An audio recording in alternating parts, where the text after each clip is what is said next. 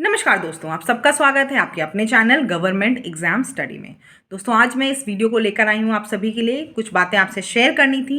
UP PCS का result आ चुका है, उससे रिलेटेड प्लस मोटिवेशन से रिलेटेड कि आपको हमेशा कैसे मोटिवेटेड रहना है। लेकिन उससे पहले ये पूछना चाहूँगी कि आप सभी की परीक्षा की तैयारी कैसे चल रही है, क्योंकि आप सभी किसी ना किसी परीक्षा की तैयारी से ज़रूर जुड़े होगे, क्योंकि आप मेरा चैनल देख रहे हो, इसका मतलब आप परीक्षाओं की तैयारी में लगे हुए हो। तो बस बिना सोचे हुए मेहनत करके अपना एग्जाम देते जाओ और सफलता ज़रूर आपको मिलेगी। अब मैं बात कर लेती हूँ आपको यूपी पीसीएस के रिजल्ट की। तो देखो, यूपी पीसीएस का अभी 2 दिन पहले जब रिजल्ट आया था तो उसमें प्री में मेरा हो गया है, और ये छोटी सी चीज़ मैं आपसे शेयर करना चाहती थी, क्योंकि आप सभी का कहीं ना कहीं हमेशा मेरे साथ सपोर्ट रहता है। इसीलिए मुझे लगा कि आपको 2 दिन से मैं सोच रही थी कि देखो, क्योंकि मेरे लिए ऐसा होता है, मुझे ऐसा जो फील होता है पर्सनली कि प्री तो देखो खुशी तो देता है, ऑब्वियस सी बात है। कोई भी एग्जाम आपका क्लियर होता है, कोई भी फेज, तो आपको खुशी मिलती है।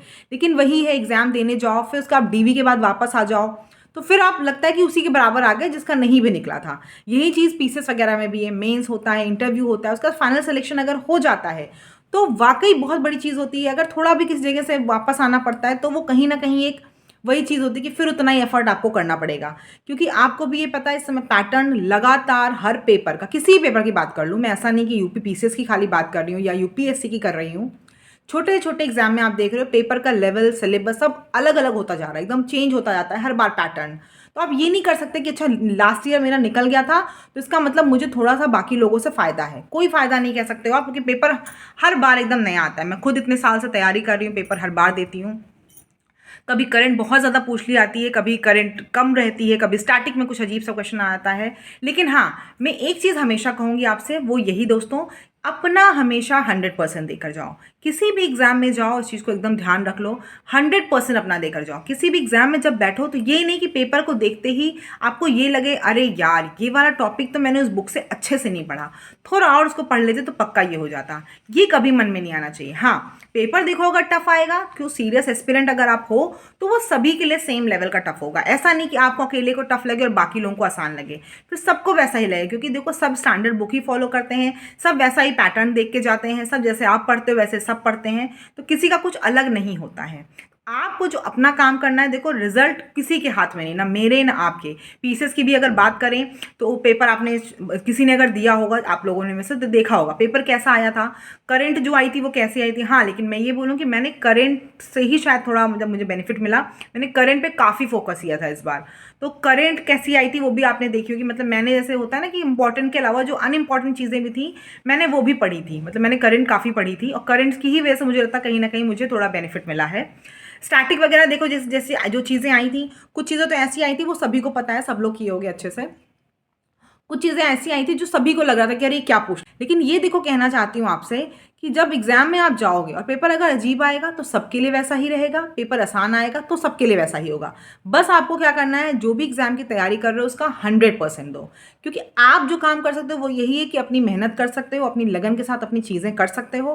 बाकी देखो, रिजल्ट कैसा आएगा क्या आएगा वो किसी को पता नहीं होता है, हम सिर्फ मेहनत करते हैं। और आप मुझे अगर जानते होगे, देखो पर्सनली तो काफ़ी ज्ञान से आप लोग देख भी रहे हो, मैं आपको पढ़ा रही हूँ, काफ़ी लोग मुझे मिलते भी हो किसी जगह पे, तो अच्छा भी लगता है, बताते हो मैम अपने चैनल से पढ़ाई की हमने, मुख्य सेविका की कई लड़कियाँ हैं, या लेखपाल में जब गई तब काफ़ी लोग मिले, तो ये कहीं ना कहीं खुशी भी देता है, अच्छा लगता है कि चलो मेरे साथ मैंने जिनको पढ़ाया उनको बेनिफिट मिल रहा है, मेरे इन सब कामों से किसी की हेल्प हो रही है।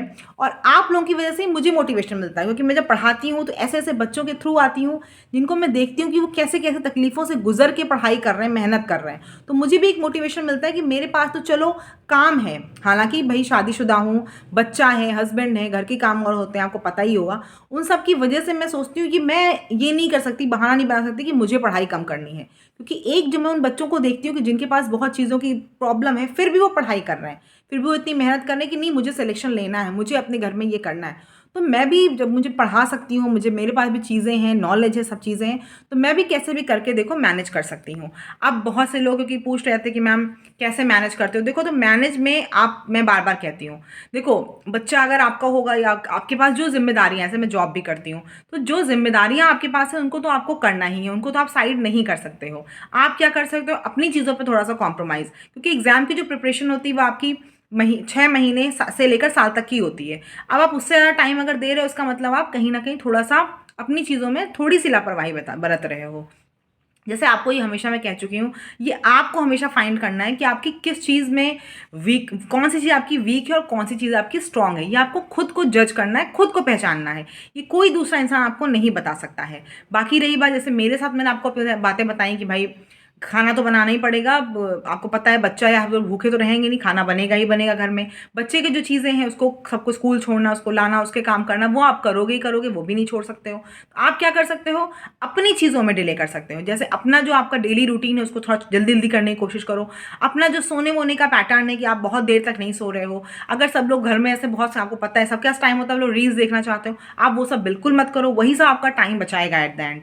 उन्हीं सब से आप करोगे तो आपको खुद दिखेगा कि आपका दिन भर का काफ़ी 4 से 5 घंटा तो मैं आराम से बता दूं, सोने से लेकर अगर जो रील्स वगैरह जो देखने का, थोड़ा फ़ोन पे बात करना वगैरह, अगर ये सब आप थोड़ा शॉर्ट कर दोगे, कम कर दोगे, तो ऑब्वियस सी बात है कि इन सब चीज़ों से आपका बहुत समय बचता है।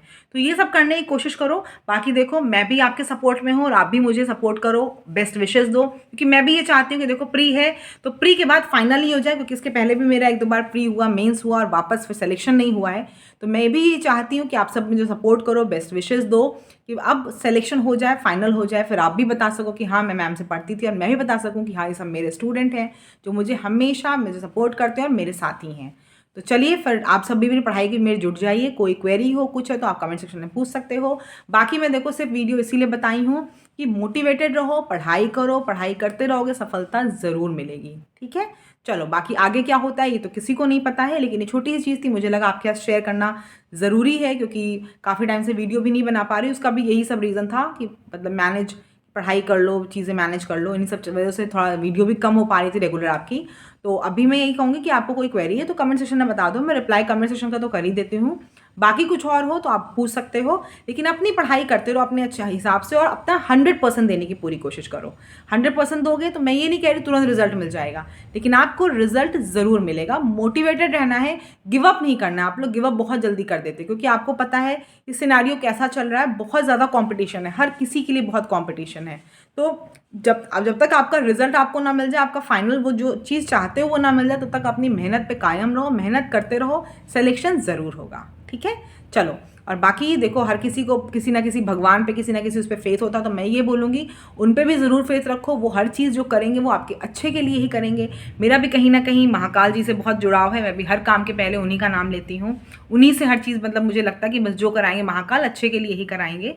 तो कहीं ना कहीं आपके भी जिन भगवान से हो, ये इसलिए सिर्फ खाली कहनी भगवान वाली चीज़, या जिस भी आप रिलीजन के हो, उससे कहीं ना कहीं थोड़ा सा शांति मिलती है। कि आपको पता है एग्जाम की तैयारी करना वो सब कितना ज़्यादा मतलब स्ट्रेसफुल होता है, तो कहीं ना कहीं थोड़ा सा रिलीफ मिलता है। आप मंदिर जाओ, किस जगह जहाँ भी आप जाते हो, थोड़ा बहुत कभी कभी चले जाओ, थोड़ा सा वहाँ अच्छा लगता है कि चलो कुछ परेशानियाँ भगवान जी को देकर आ गए, वो ज़रूर कुछ सॉर्ट आउट करेंगे।